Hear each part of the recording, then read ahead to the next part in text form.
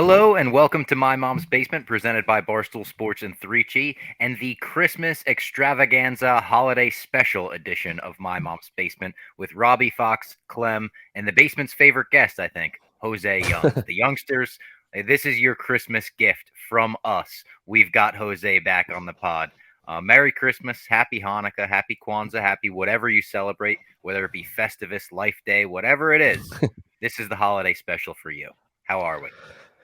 Fantastic, guys. I'm glad to be back with the shelf. I'm glad to be back in the basement with you guys. It's been a while. We were trying to remember. It was the last time I did this was when Marvel just dropped that big bomb of the lineup of all their upcoming stuff, correct? Just the whole slate, yeah. And we were like, yeah, all right, we're gonna need a little more. And everyone thought I moved. Yeah, I was at a hotel and everyone thought I moved. So the shelf is here. The shelf is back. The shelf is. I think I have a lot of stuff I need to put back up, but it's complete-ish, I'll say. I'm going to name that the wall of knowledge. That's what that is. Jose's brain is filled from the wall of knowledge right behind there. And this is like a Christmas present because we hear it all the time. Shit, Bob, how many times since Jose was last on did I say, all right, we need to get Jose on. He's going to have to figure this out for us. I wish I had made a list of all the stuff we had to ask you while you're here because you're a busy man. That's funny. Just got to bang some of this stuff out. But there's a whole lot. It's like the DC stuff that's going on right now with James Gunn. Well, I could just hear you for like 2 hours just talk about that and be like, I know. I feel like he should be in on the James Gunn meetings. I feel like Jose should be. Dude, that would be great. That'd be a lot of fun. And life has been busy. I mean, I've seen Robbie twice since that show in person, but it's been like in passing because it's been on the road for UFC work. So yeah, I think I've been home once in the last 2 months. So glad I could fit this in. And if you're watching on YouTube, like Clem said, that wall behind Jose, it reminds me of it. It's like the library at Carmitage. It's like all the spells and shit you need. It's right behind there. And he's like Wong, like he knows where everything is. This one, the first few times I did your show, I was at my old apartment before I moved, and I could like reach behind without looking and pull it down. Yeah, I'm not quite there yet because I've added a lot more. So I'm still like trying to remember where I put certain things, but to the point, yeah. Was this a huge comic buying year for you, 2022? It started off, I was real aggressive with buying comic books to the point where I had to force myself to like pump the brakes because I'm like, you need to finish the stuff you bought before you buy more. But I think in the last month or so, I started to pick back up because now I'm all caught up. Yeah, so I think there was like comics. It was a good year. Yeah, I would say it was pretty good. There was some interesting stuff that happened. Spider-Man relaunched, obviously. Like, well, when I say relaunched, like it went back to Amazing Spider-Man issue 1 because people, I don't know about you guys, but I get messages a lot saying like, where do I start if I want to read? And it's daunting to say like, oh, start at Spider-Man 1, and then you look and there's 900 and something episodes or issues, I should say. So Spider-Man went back to 1, and John Romita Jr. was the artist, and I love John Romita Jr. Don't like the direction of Spider-Man presently. That might be a hot take. The current Daredevil is fantastic.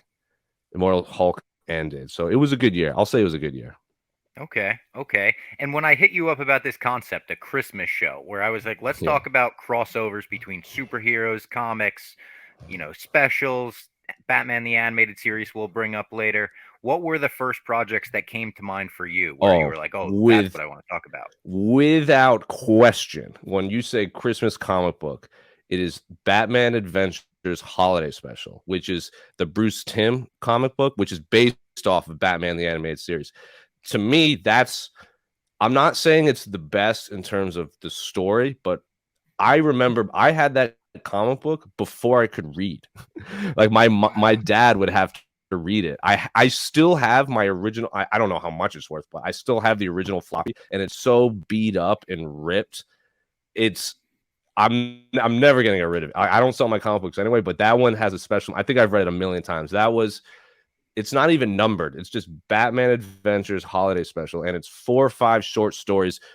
Most of them, I believe, were reused for Batman the Animated Series, but it was when they rebranded to Batman Adventures, I believe, and they redid the art and everything. It was like the 4th volume or whatever, 4th season, if you want to call it that. Yeah. Yes, 3rd or 4th season, whatever. If that's how you go.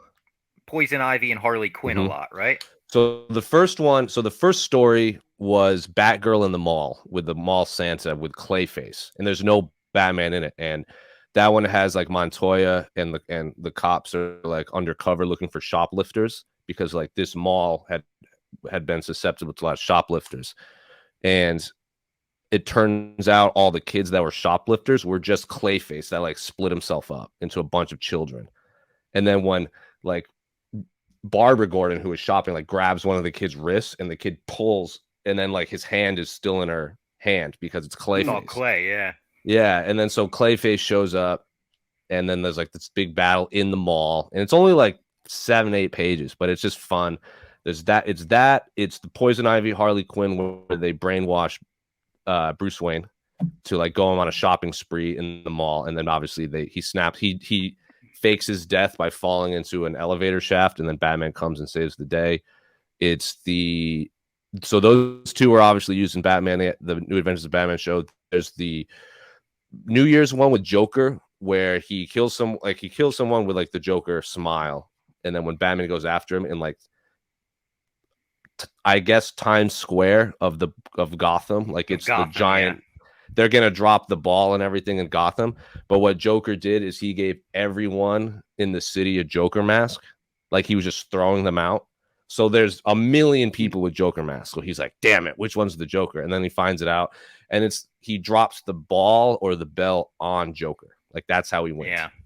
And then there's the one where he has coffee with Commissioner Gordon at the end on Christmas, and then he pays, and then it's just like a fun little thing where Gordon and Batman are like just having coffee. And those were all used in the show. The only one that wasn't, which I think is the best one, is it's snowing all of a sudden when it wasn't forecasted. And then he finds Mr. Freeze like just shooting his ice gun into the sky and making it snow. And then there's like this big battle between Mr. Freeze and Batman. And then Batman's about to win, and he's like, "It's Christmas. Why are you doing this?" And then it turns out that like Nora Freeze, Mr. Freeze's wife, like loved snow and always wanted a white Christmas. And so it's a really heartwarming thing. That's the only one they didn't use, and that's the best one. That to me is where when you text me first, like instant holiday special Batman Adventures. It's funny you say that because they did redo a lot of those for Batman the Animated Series. It was called Holiday Nights. That's the name of the episode. If you want to check it out, it's on HBO Max. And they also had Christmas with the Joker, which is like the first thing that comes to mind for me is this Batman the Animated Series episode, which interestingly enough was the second episode of the series that was ever made, but it was the 38th to air. Yeah. So they made these and aired them in a completely different, weird order. But since the show is so villain of the week and kind of like formulaic like that, but in a good way, it works out. So this is the recorded debut of Mark Hamill as the Joker. And he takes over a broadcast station, breaks out of Arkham on Christmas Eve, or maybe it's Christmas Day. And Robin just wants to watch It's a Wonderful Life with Batman. And they go to turn it on, and it's his broadcast. He's got Gordon kidnapped. He's got a bunch of other people kidnapped. And when Batman stops him, Joker ends by saying, "Bah humbug." And that was like always a funny thing for me growing up, like Joker doing the Scrooge thing. Today, I went back and I watched the very first animated Christmas special Batman ever had. I hadn't even heard of it before today. It's from 1968. And it was called Cool, Cruel Christmas Caper. And it was the adventures of Batman and Robin. Mr. Freeze disguises himself as Santa, and he takes over Gotham's holiday parade. He freezes the whole tree, including Batman, Robin, and Gordon, to take the $1 million diamond tree topper. So he steals it, and Gordon goes, "It won't feel like Christmas without that topper on the tree, Batman. You have to go get him." So they go trap Mr. Freeze in a polar bear pit, save Christmas, and what does Mr. Freeze end the special with? Bah humbug. I was like, unreal. They took it from that. That is I'd not seen that one. Now I'm gonna have to go watch it because I'm a huge. You could watch it on YouTube. You could buy it on YouTube for $2. That's what I did. That's what's gonna happen today. As soon as we're done with this, the Christmas with the Joker is my favorite episode of Batman the Animated Series. Is it really? Yeah, so I'm glad you brought up the fact that it was the second one made, because I believe correct me if I'm wrong, is the first one made Man-Bat? I think it is, yeah. So you can tell because there's this real long drawn out scene of Batman just driving his car, and it just felt like such a pilot episode. Like they just wanted to show everything that they wanted to do. Like they showed him get in the car, leave, drive. It's like a 5-minute scene. It's very bizarre. But Christmas with the Joker is the best one because that's where Jingle Bells Batman Smells started. Really? Is that really the first spot it was? Years ago I did a deep dive into this, and some people are pulling these random like tidbits from like reader letters in the back of comics, but to my knowledge, that's the first instinct of Jingle Bells Batman Smells, because he gets on because you remember at the beginning of that episode, he gets on the tree and it like rockets away. Yeah, he's singing that there. To my knowledge, that's the first time that was ever used. Jingle Bells Batman Smells. That's also like, to me, this is Mark Hamill's best episode of like, it's the best Joker laugh. It's the best Joker everything outside of Return of the Joker, the Batman Beyond movie. I think that's his best work animated. This is his best work in the show. And to me, it's like when the Heath Ledger Joker came out and you had all these like hyper violent, like crazy criminals of the Joker. That's all well and good, and people really like that. And at the time, that's what was happening in the comic books. But to me, if you remember that episode, he does there's a whole extravagant crime. Like he kidnaps all these people, and he puts them all in different places, and it takes a whole day, and it's this whole big thing. And at the end of the day, the big payoff was Joker just pied Batman in the face. Yep. Like he goes, "Here's your present." Boom. And he Batman, opens it, and it's out of his face, all angry. It's a spring-loaded pie. Yeah, like, Joker just wanted to have a game show on TV where he was like, making people all afraid. And to me, that is what the Joker is. Just a weird clown that just wants to humiliate Batman. Not this guy Romero that wants inspired, like 1,000%. Very much taken out of the Adam West show.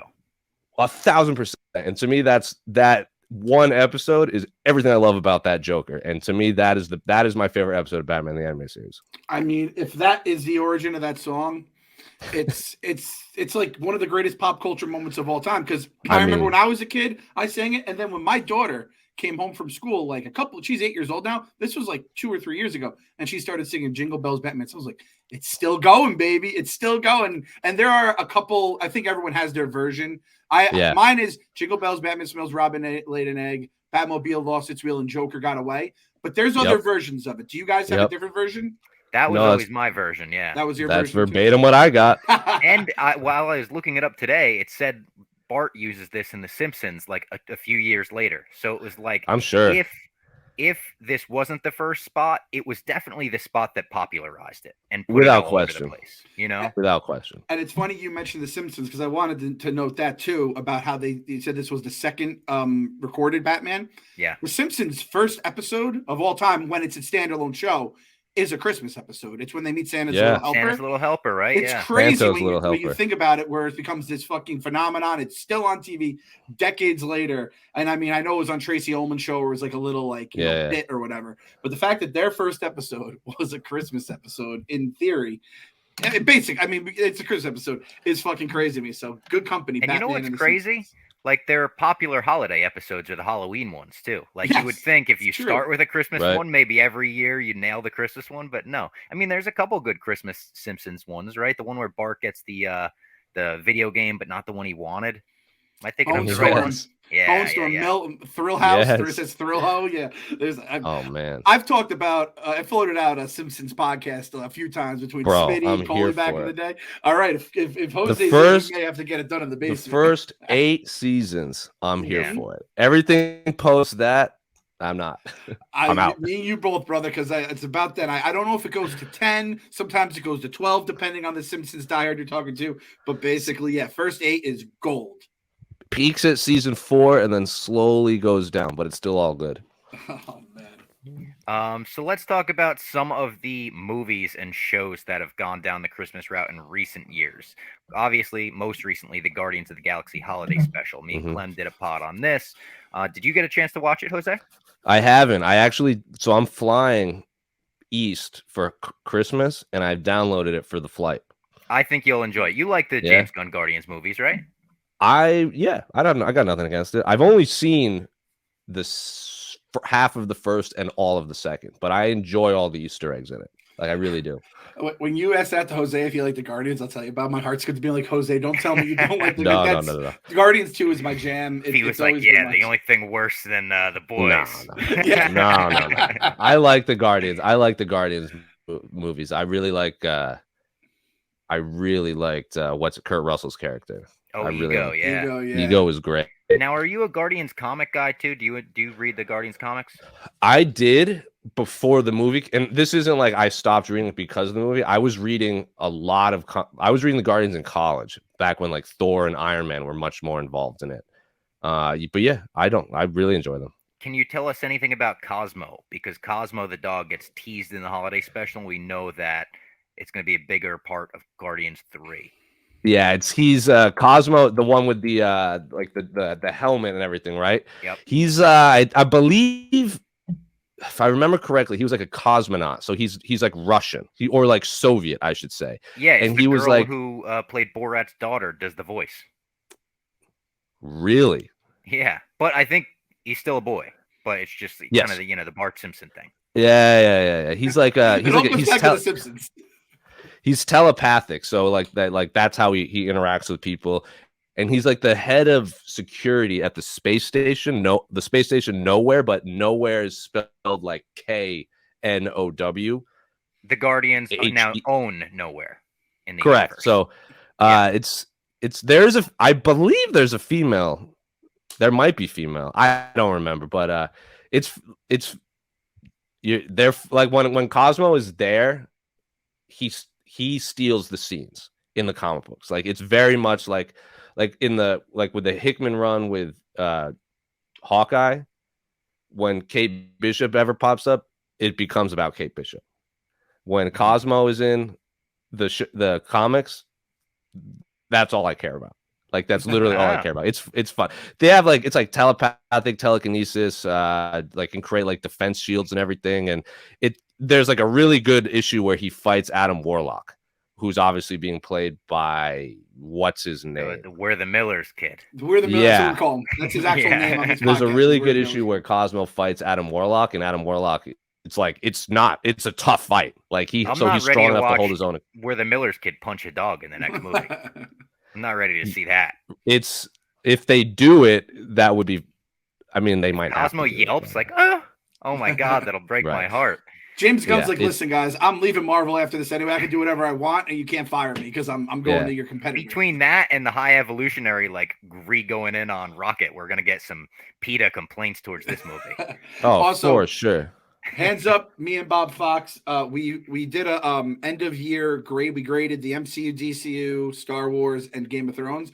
We forgot all the stuff that we watched in the last couple months. So we forgot to put the Guardians on the Marvel grade. I think we gave Marvel a B for the year. That might get it in the B+ range. I don't know. It's real. I think you're gonna like it, Jose. And Werewolf by Night, so I think you could boost it up. I think Jose's gonna like it. It's fun. It'll make you laugh. It gets you in the holiday spirit. That's all you can ask for here. What did you grade Star Wars?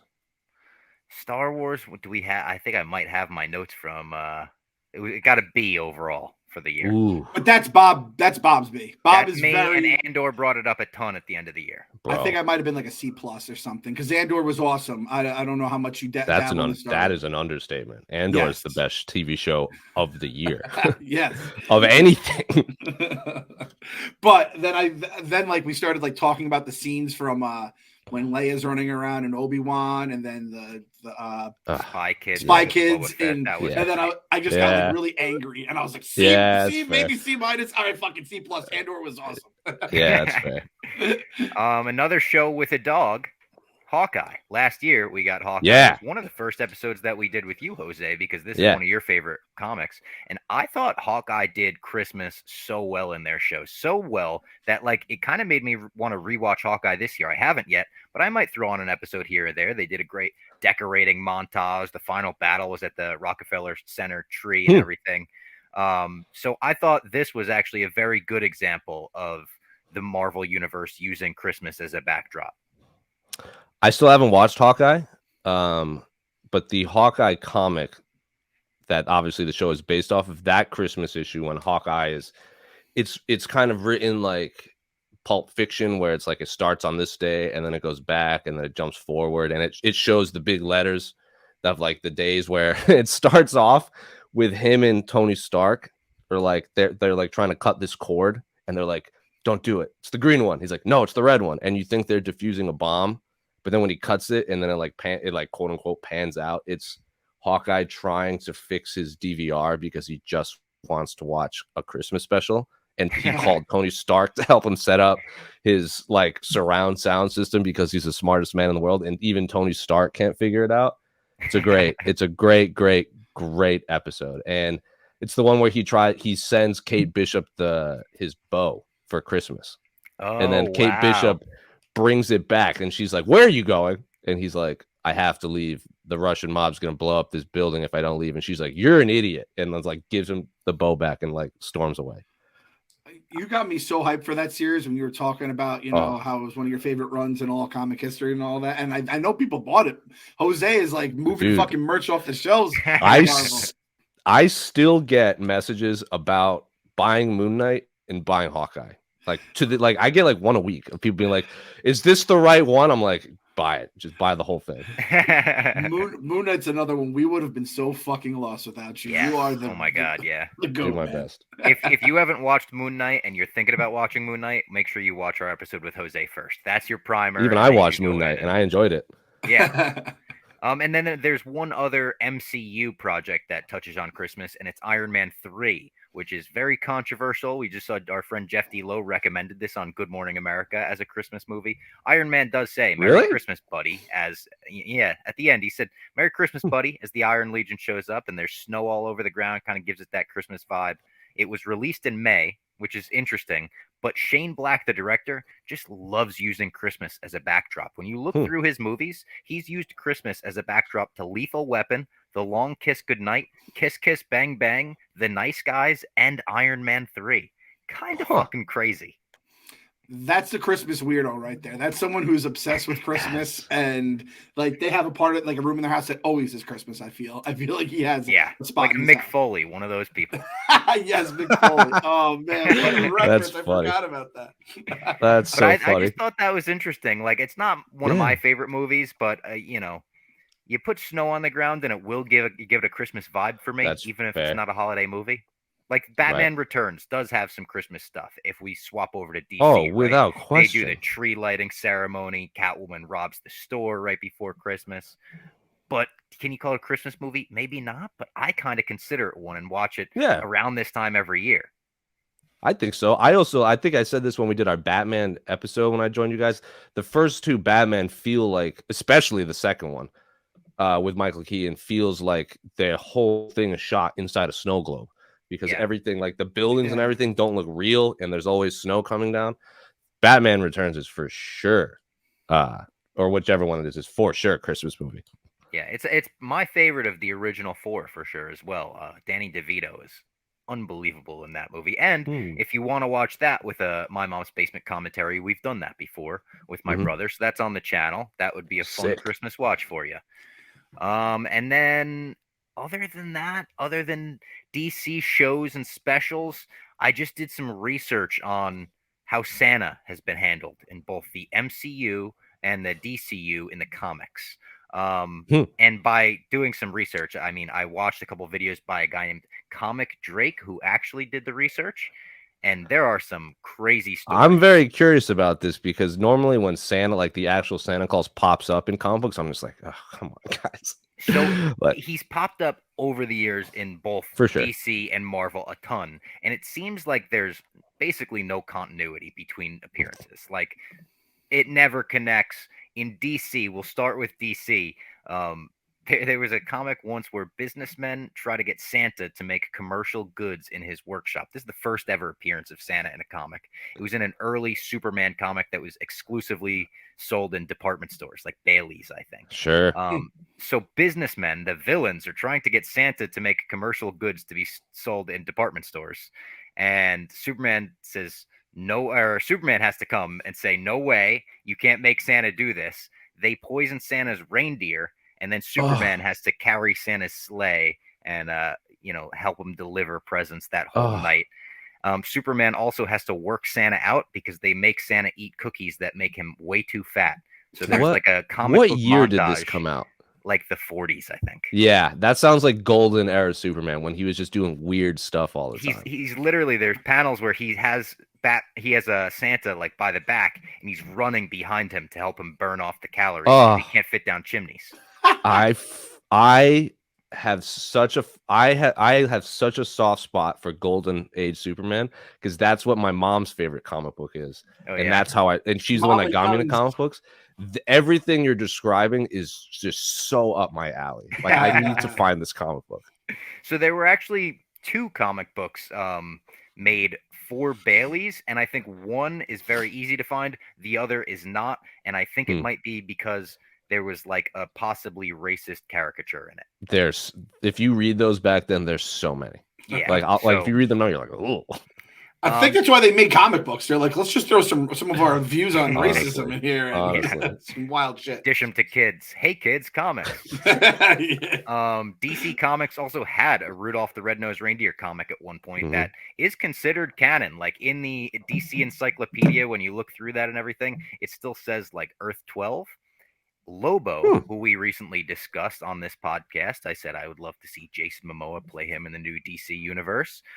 He once had to kill an evil Santa twice in a comic book because Santa was enslaving his elves. Yep. So you knew about this one. Yep. Oh yeah, man. That's such an so I went for there was like one summer where I got really into Lobo, and that one's that's not the best one, but I remember reading these and being like, I feel like the writer no one cared about Lobo enough back then that he's like, I'm just gonna do whatever I want until they tell me to stop. Like some of the stories that he would pull out and be like, this is like, there's one where it's like it's like in the future and he like, he like kills Robin. I'm like, this is nuts. And that was a weird era for comic books for sure.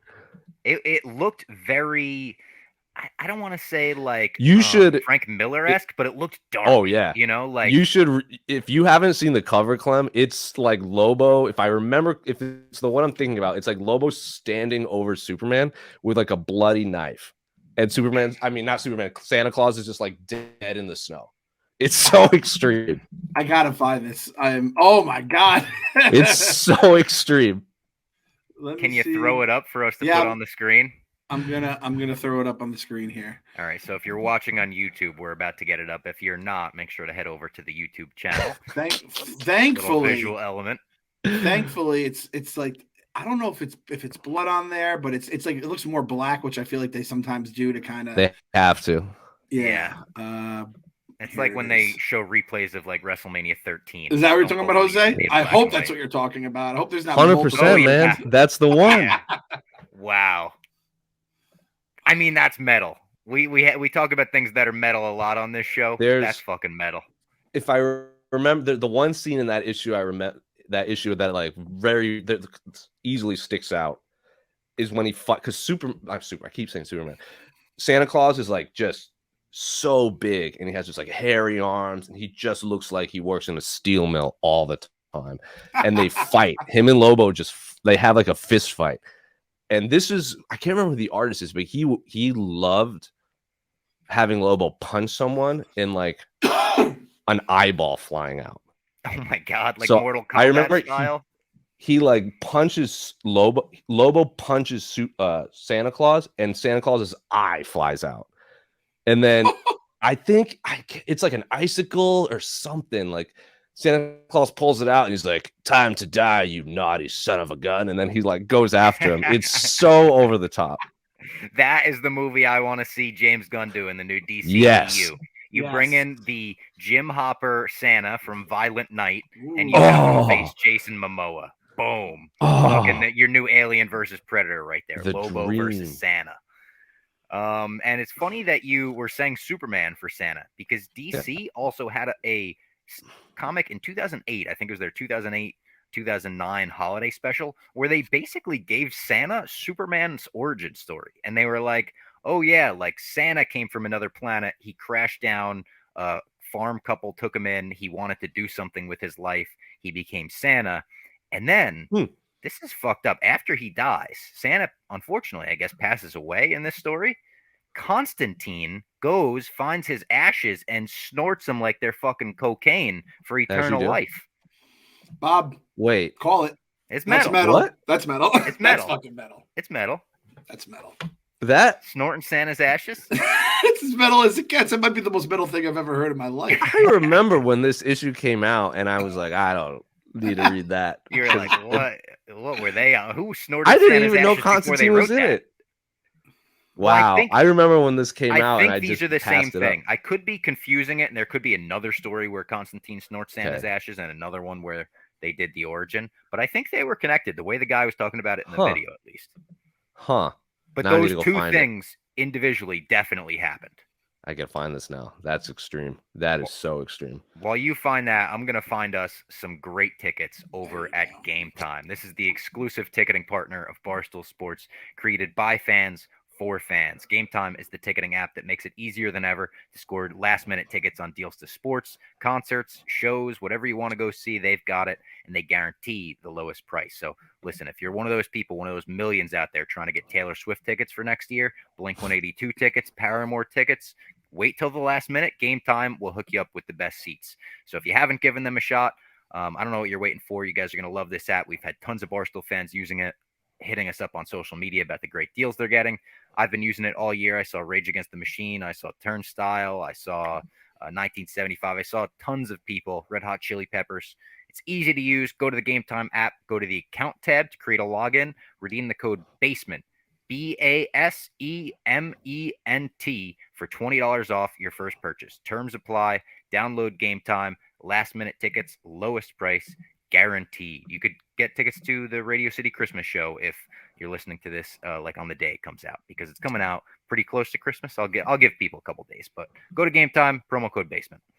We need to have a fucking basement boy meetup at something one of these days. We got to get we could get Red Sox Mets. Me and Jose could get there, but I know Jose probably feels some sort of a way right now about his Sox. So, yeah, they're letting everyone go, huh? And I just remember Robbie's a Yankees fan. They're rebooting the universe like it's James Gunn, huh? This is. I have no words, dude. I have no words. You're gonna like when. Oh, I have no. If we lose Rafael Devers, I might quit watching baseball forever. Wow. I didn't mean to sneak attack you like that, Jose, but I remember you. It's okay. You called out the Mets the other day. You're like, "Fuck the Mets," and I was like, Yeah. I'm like, what the fuck was that, Jose? 50 Cent. That's so funny.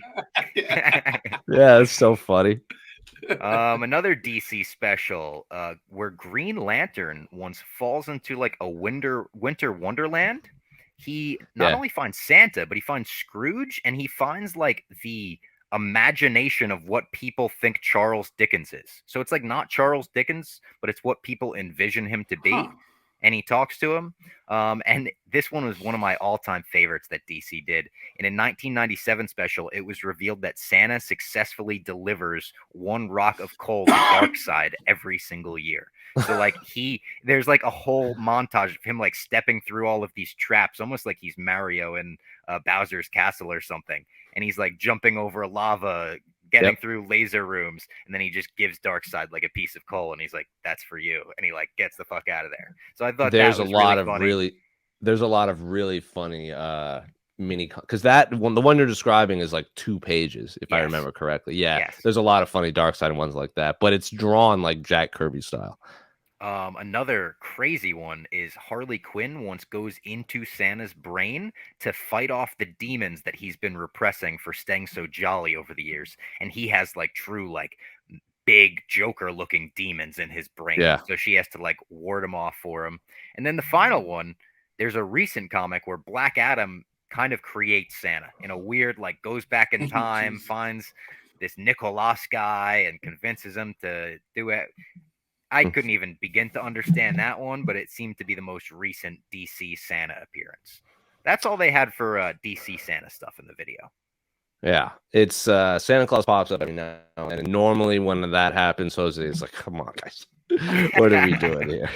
A line. Santa Claus pops up every now and then. What a line by Jose. Is he used better by Marvel, in your opinion? Is he used better by one or the other, Marvel or DC? Because I got a lot of Marvel projects I could run down here too that are. No, I mean, it's funny. not even like I like some of the stories are good. Like, but I personally, I like if Santa Claus is using a comic book, I like it when he's like the dark side thing, where he's still like just funny. Like, I don't need murdery Santa Claus every month. You don't need Lobo ripping out his intestines. See, but if it happens, I like the stark. I like like when I saw that cover, it's just such a striking image that I need to read more, because you never think of Lobo. And like when Black Adam did the Superman thing, I mean the Santa Claus thing, it was just like, I don't like the time travel itself is just crazy to me in the comic books. But I'm like, because also Black Adam is just such a weird character in general. It's whatever. But yeah, when Santa Claus popped up, now he's dead too. Like, did you see The Rock unfollowed at Black Adam? That's what I heard. No. Yeah. Like The Rock has been holding on to Black Adam for 20 years. You know, like he was telling us 2007. 2007, I'm getting this movie made. I promise this movie will come out. Like, and he unfollows that account after all these years because of the whole mishap with Henry Cavill, James Gunn, all that stuff. Now that the Snyderverse people are hashtag fire James Gunn all over Shocking. Twitter. Like, of course this would happen. Of course. People, listen, I'm sorry. If there's Snyderverse fans that listen to this podcast, I'm not trying to disrespect the movies or Zack Snyder or whatever. They're not for me. They're for you. At this point, we got to move on. Like, it's that meme of the backpack hanging on by a string, and it's like, dude, let it go. I'm trying. I know this is like something every comic book like villain probably gets into at one point, or hero, or I guess a character. This happens in like story arcs. I almost want to take the insane social media following to promote our brand. You know what I mean? So I kind of want to become the Snyder people. We become the voice of the Snyderverse. just to. But this is going to somehow end poorly where we're getting murdered by the Snyderverse. But it could help the podcast. I don't want to say they're so crazy because they'll get mad at me for that. They're very vocal. They're so crazy that they'll clip this and they'll be like new Public Enemy #1. And it's almost like the Jersey Jerry, the Rico armies. Like, they'll send hits on us, online hits, meme hits, where they'll meme us to death. I can only imagine what James Gunn's mentions look like. We don't want to start a meme war. No, we just want to grow the pod. Don't want to ignite any meme wars. Now, let's get into Santa in Marvel Comics. Now, this is going to excite Clem. One of his first appearances was in an X-Men comic where the X-Men are looking at their dashboard and they have all of the mutant sightings. And then all of a sudden, the most powerful mutant ever registered goes across their screen. And it's Santa. In the Marvel Comics, a lot of the time that he's been brought up, they call him a mutant, which is kind of funny to me. And I like that idea. I love that. He has a couple powers in the Marvel Universe. He can sense who is naughty or nice right away. He could just look at you. He knows if you're naughty or nice. He could resize objects without the use of Pym particles. He can turn people into toys. That's a fucking cool power for Santa to have. He's like, boom, you're an action figure. Teleport, obviously. He could create snow, and he becomes much, much stronger on Christmas Eve. So it's like werewolf with a full moon. Like, once he's on Christmas Eve or Christmas, Thanos ain't fucking with Santa. I love it. So I like that a lot. Santa's reindeer were possibly won off a poker match with Odin. So that's kind of like they give him the Han Solo Millennium Falcon thing there. I love that too. Yeah, there's another interesting episode with Odin. It might be the same one, honestly. Where like centuries or thousands of years ago, Odin like basically gives toys to like kids overnight. And they kind of allude that like Odin started the legend of Santa Claus by accident, which makes sense. White beard, correct. White hair, right? Like, I like Odin and Santa knowing each other, being old war buddies or whatever they were. I like that whole idea. Great. Santa has teamed up with Howard the Duck multiple times. Oh yeah, that universe. That's when I think of Santa Claus in the Marvel Universe, it's always Howard the Duck. Really? Yeah, really, for sure. Because it's like Howard the Duck's, like, just the aesthetics of Howard the Duck with Santa Claus, I think just fit. Yeah. Like there's one where like Santa, if I remember correctly, because it's been a while, is just like so disillusioned by just like mankind. It's very much, remember like Year Without a Santa Claus, like just like over it and like quit it. And then that's where you get the like, I'll have a blue Christmas without you song. It's like he just becomes so disillusioned with life that he just like sells his entire like operation to like terror to Hydra essentially, and then like Howard So the I Duck had is like that written down as well. Yeah, he yeah, literally so sells yeah, his that he workshop like to Hydra. exactly. And I remember this. Oh, like this is to me, this is it's not the best, but like the similar with like holiday specials in the DC world. When I think of like Christmas, there are better Marvel comics that take place around Christmas, but specifically Santa, I think of this just absurd Howard the Duck storyline.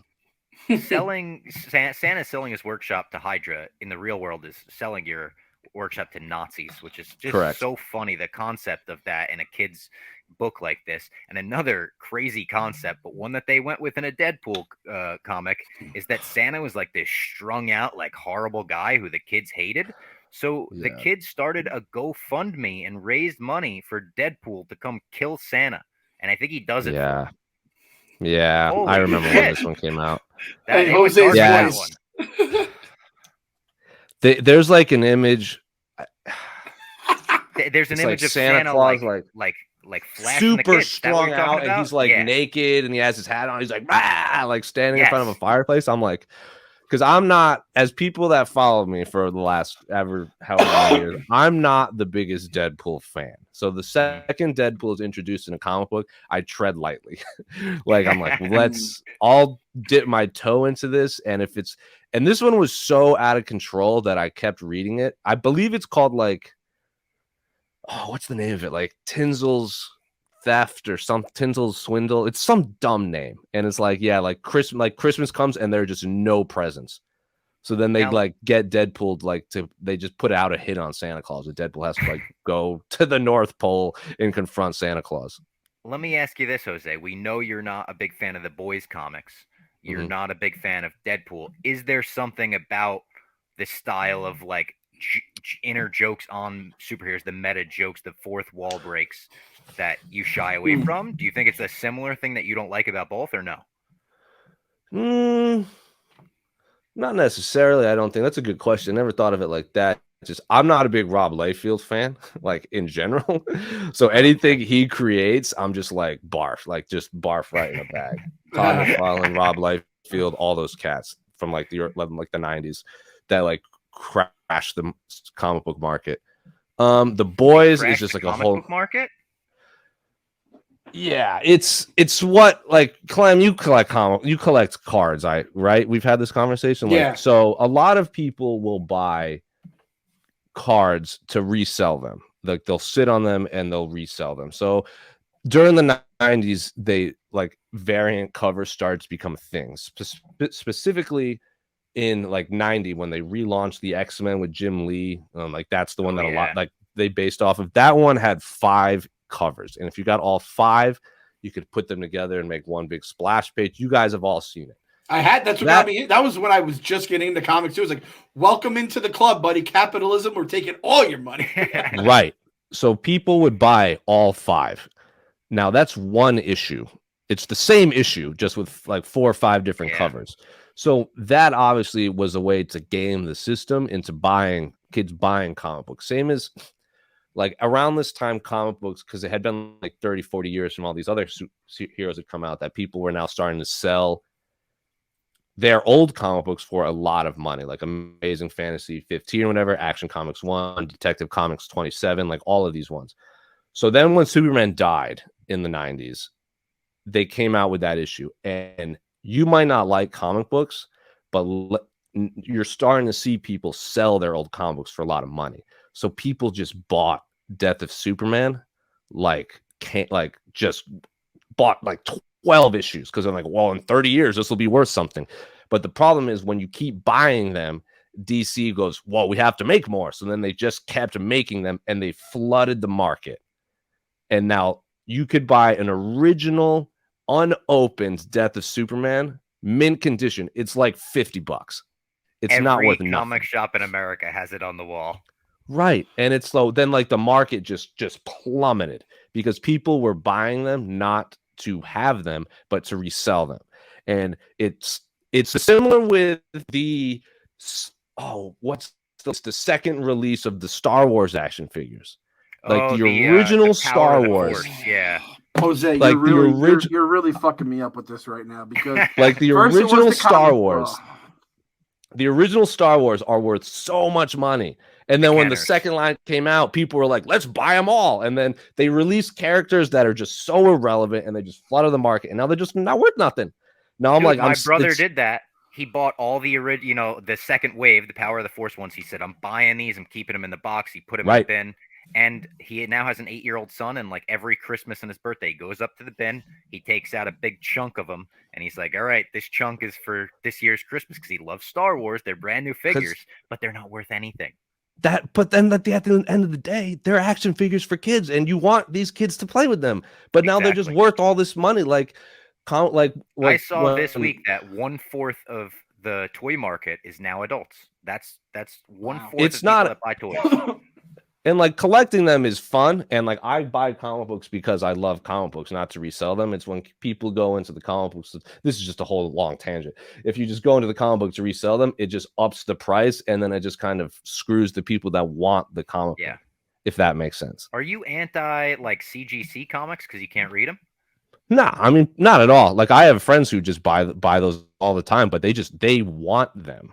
Yeah. Like they want I them want for like their one. collection. I don't know which one I want yet.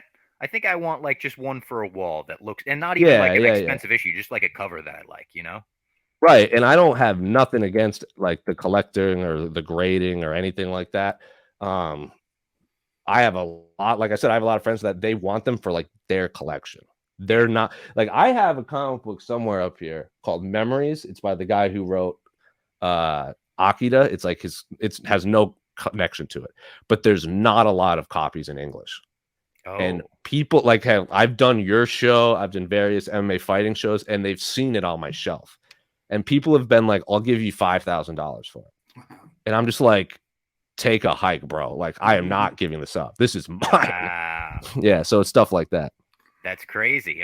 Listen, if you are one of those people and you've got $5,000 to throw around on comic books, you should maybe start saving your money. And to do that, you could do it with HelloFresh. Look at that. I really worked it around. Look at you, there.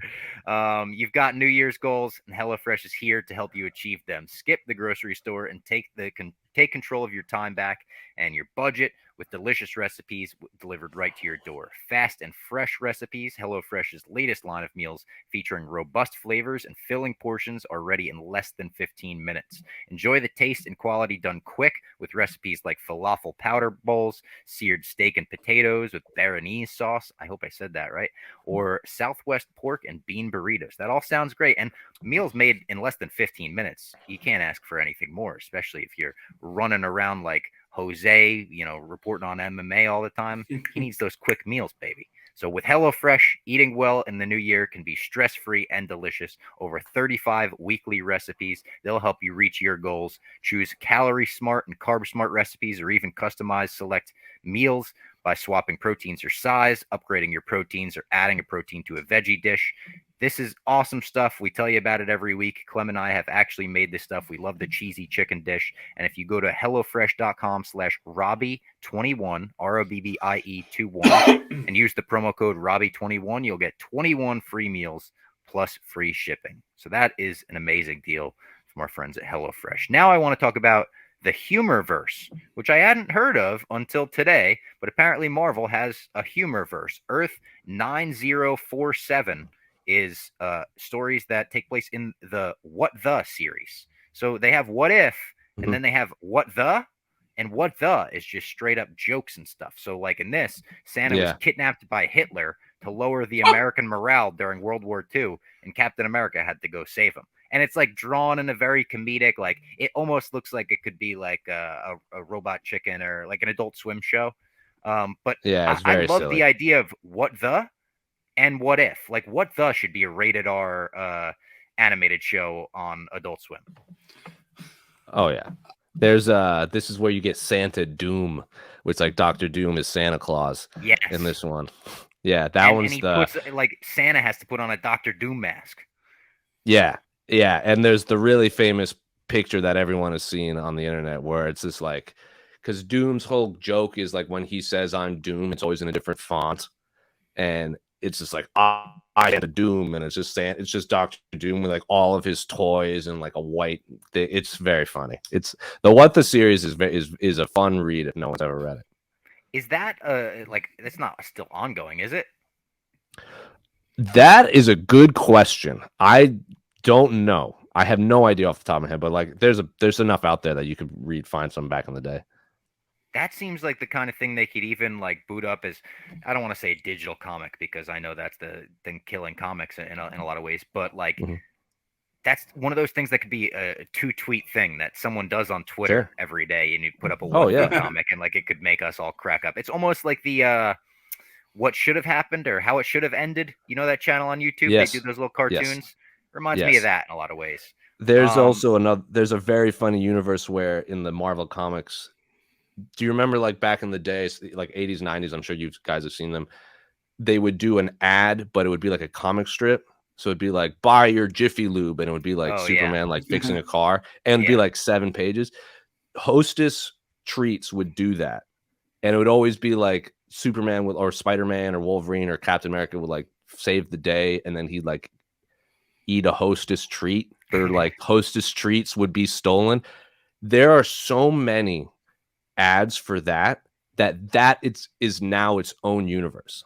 The Hostess treat universe has its own designated. I don't know the number, but that is a thing. Like there's one where it's like Spider-Man is like, he comes home like after Mary Jane and goes, sorry, I'm late, MJ. I was saving the day. And she's like, it's all good. I just passed the time by eating my Hostess Twinkies and like stuff like that. All right. We've been talking about the My Mom's Basement live show forever. If we one day do a live show, we might have to like hand out Twinkies to everyone in the audience and then break down the Hostess universe on a big screen. Yes. Without question. Be so much fun. There has to be an what was it? Oxypads? There has to be an Oxypad because I remember that was every fucking comic book. There was like 6 fucking. I when I see the bottle, I just go right back to every comic book I ever read because that's who was reading the comic books. 12-year-old kids with pimples everywhere. I remember seeing a lot of Got Milk in my comics. Yes. For sure. Like you see like the celebrities with like the milk mustache. Yeah. Oh yeah. Stone without Cold question. Steve Austin, you know, and I was like, yeah, that's my guy. This one was funny as well. I think this was maybe the last one I had written down for the Marvel Universe. Skrulls once replaced Santa's reindeer, and to get around, he needed to borrow the Infinity Gauntlet from the Illuminati. This is what I've not read. That's great. Yeah, I think that was a more recent one too, because like at least the artwork from it looked very recent. I was like, holy shit! Oh, that's so good. Replaced the reindeer, and he's like, let me hit up the Illuminati, get that gauntlet from him. I don't know why they even had it. That's funny. That one is good. That one is really good. I would love if like Santa had like a moment in his head where he's like, if I snap my fingers, everyone on the naughty list will just disappear off the world, and the resources will be a lot more easy to get. Like, it's not a bad story arc, Bob. I'm telling you. It's not. Although it seemed like in a lot of the Santa stories, like Santa was right on the edge of defeating someone at the end, and then he was like, "It's Christmas, get out of here," you know. Obviously. There was a Christmas movie being planned for HBO Max, and I'm not sure if it was one of the things that got cut. At this point, I almost assume that it is because it seems like everything was cut at some point. But last year, they were saying they were going to do a Damian Wayne animated movie that was basically Home Alone, where it was like the criminals were attacking, like all of Batman's rogue gallery was going to attack Wayne Manor on Christmas, and Damian Wayne would have to fight him off with booby traps. And I loved that concept so much. I hope that does get made somewhere along the line.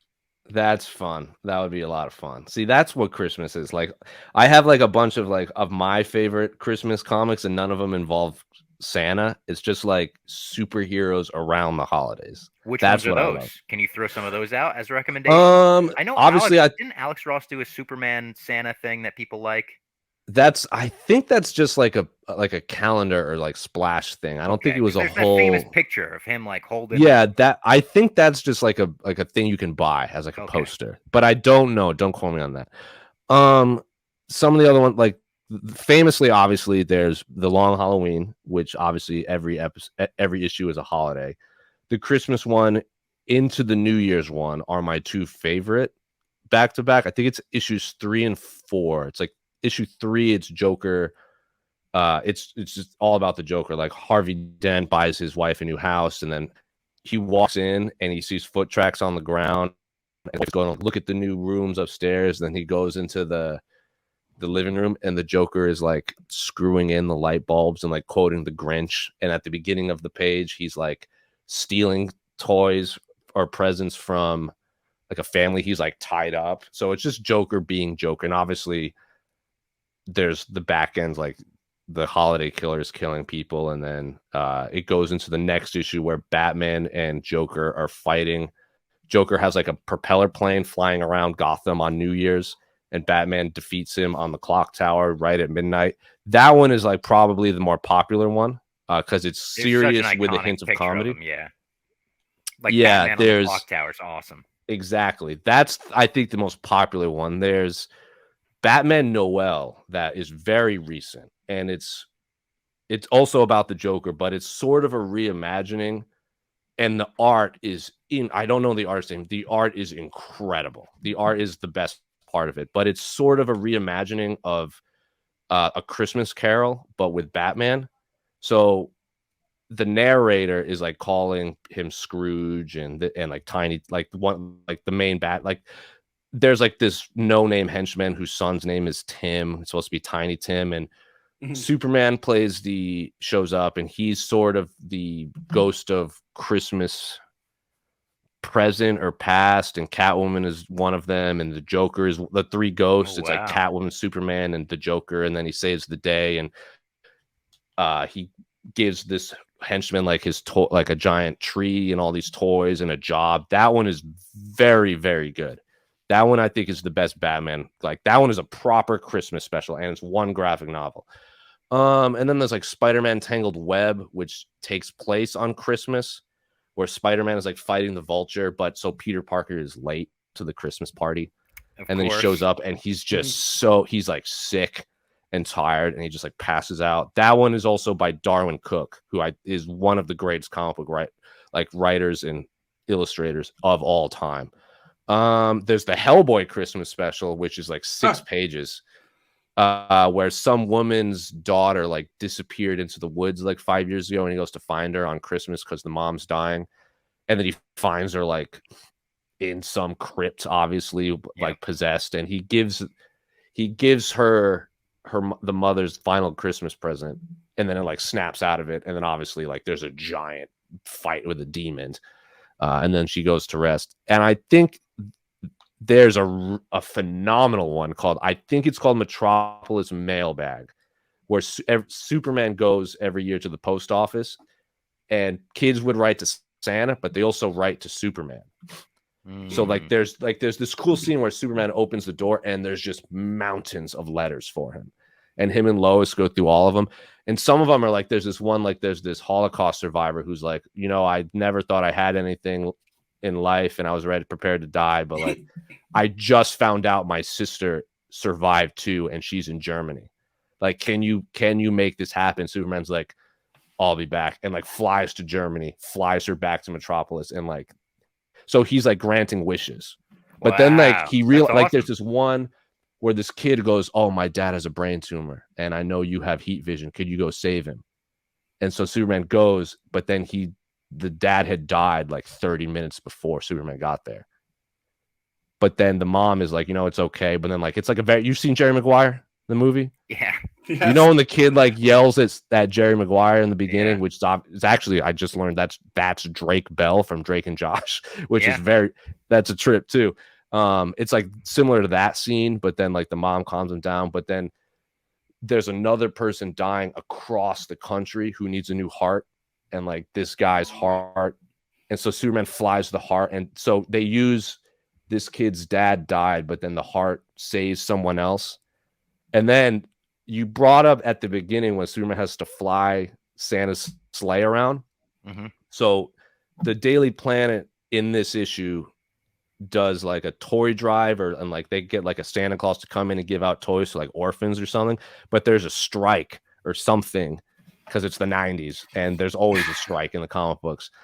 And so they couldn't get a Santa Claus, and they couldn't get toys.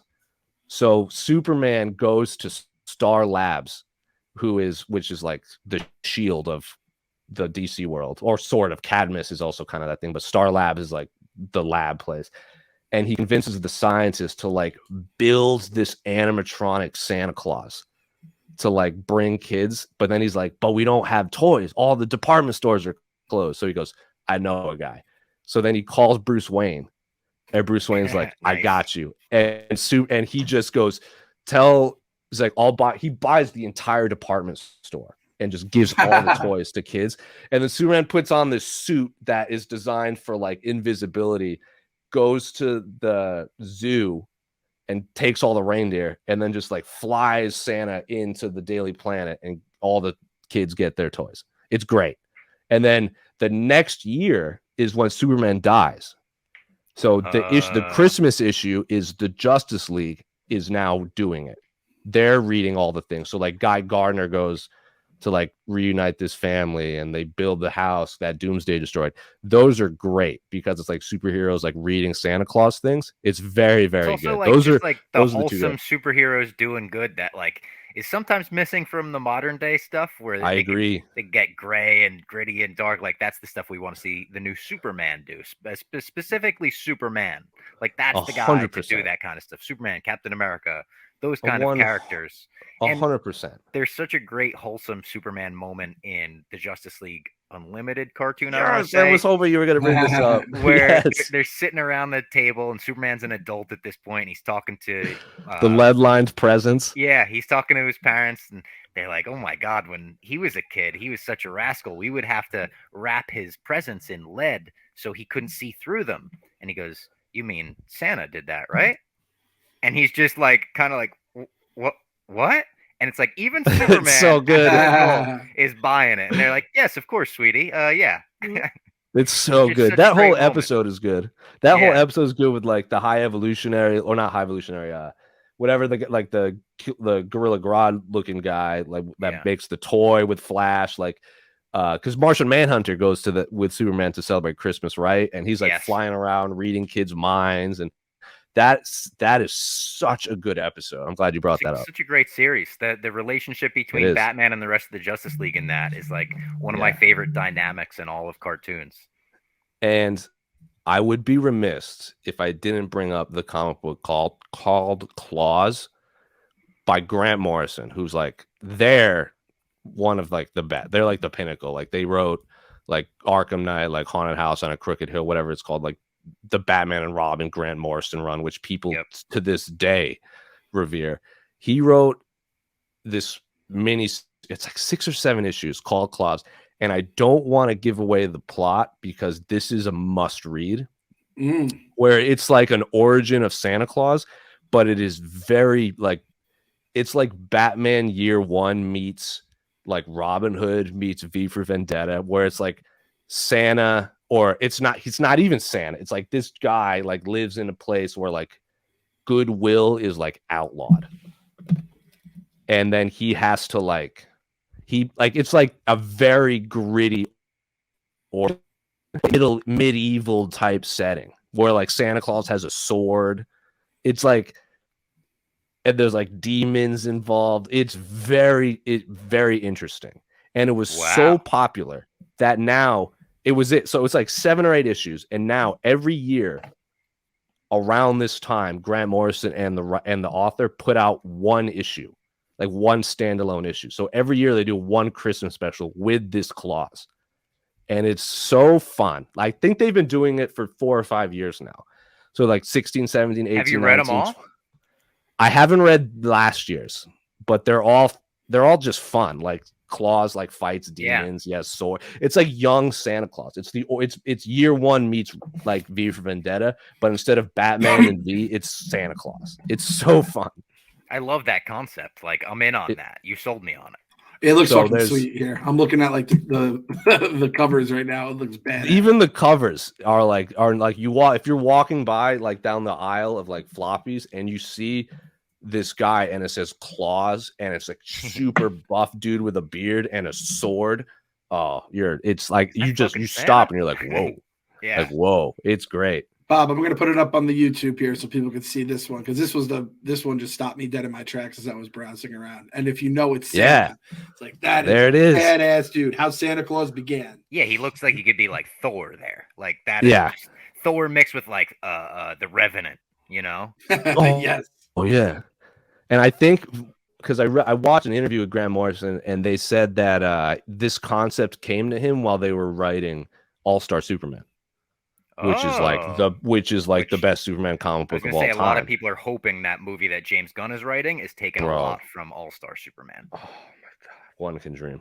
One can dream. But But We can hope. those are some of my favorite like non-Santa Claus Christmas specials.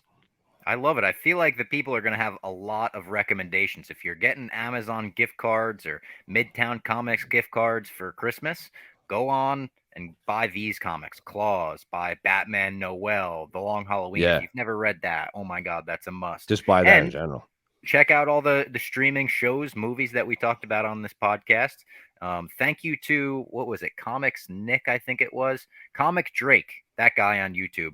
A lot of the information from this episode came from his channel. It was a good channel to check out. And Jose, happy holidays. Thanks for coming on for this holiday extravaganza. Anytime, man. I'm glad. Like, people always ask when I'm coming back, but like the gaps, I think make it more special with when I get, because I don't You're get to like talk Brock to you guys Lesnar. quite often. It's like a special mean, attraction. I mean, I'll take it. Does that mean I'm The gonna? Lesnar music hits, and it's like, oh. Ooh, I'm here for it. I don't want it to happen, but imagine if like our version of Claus it just says Jose or Youngs. It's just like we Youngs. do one issue a year and it's badass every time.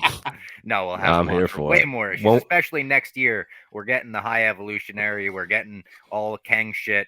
We're gonna need some explanations. Oh, Since the last time we had, because I have quite a bit of Kang comics behind me, I've like been refreshing because good. like I need to watch this. I've Yeah. like hyped after our last issue, like I hyped myself back into reading King the Conqueror comic books. All right, Jose is gonna be all kanged up by the next time he's on the podcast, and it's gonna be amazing. Hope everyone has a great Christmas, happy holidays, happy Hanukkah to everyone except Kanye, as Dave said, and we'll see you in the new year.